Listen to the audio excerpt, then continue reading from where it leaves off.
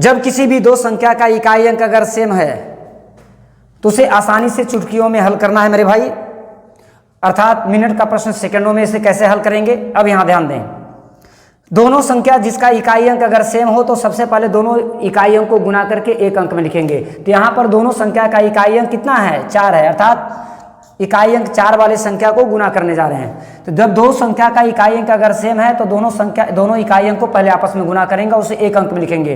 तो 4 में 4 से गुना करेंगे तो 4 चौ 16 के 6, कैरी आपका रहा 1। इकाई अंक को छोड़कर जो भी संख्या शेष बचा है दोनों को आपस में जोड़ेंगे, जितना इकाई अंक होगा उसको गुना कर देंगे। तो यहाँ पर 2 और इकाई अंक को छोड़कर 2 और 7 शेष बचा है तो दोनों को जोड़ेंगे तो 2 और 7 9। अब इकाई अंक 4 है तो उसे 4 गुना करेंगे तो 2 और 7 9, 9 चौ 36, कैरी 1 था, 36 और 1 37 के 7, कैरी आपका रहा अब 3 हो गया। अब कैरी कितना बचा, 3 बच गया। अब इसके बाद जिन दो संख्याओं को जोड़ा गया उसी दोनों संख्या को आपस में गुना करेंगे और कैरी वाले भी संख्या को जोड़ देना है। तो अब यहाँ पर 2 और 7, तो 7 और 2 14, 14 में 3 को अगर जोड़ देते हैं तो 14 और 3 17, उसे पहले लिखेंगे। नेक्स्ट क्वेश्चन, दोनों संख्या का इकाई अंक सेम है। तो जब दोनों संख्या का इकाई अंक सेम है तो दोनों इकाई अंक को आपस में गुना करेंगे। तो यहाँ पर हो जाएगा 4 चौ 16 के 6, कैरी आपका रहा 1।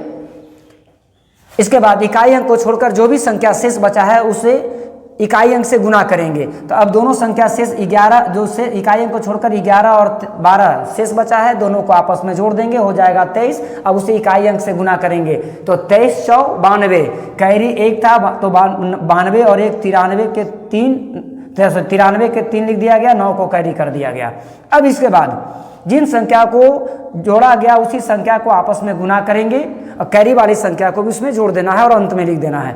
तो 11 में अगर 12 से गुना करते हैं तो 11 गुना 12 बराबर 132 होता है। 132 में 9 को जोड़ देंगे तो 141, 36 इसका आंसर हो गया। अब इस प्रश्न का उत्तर मेरे भाई समझ में अगर आ रहा हो तो आप लिखेंगे कमेंट बॉक्स में।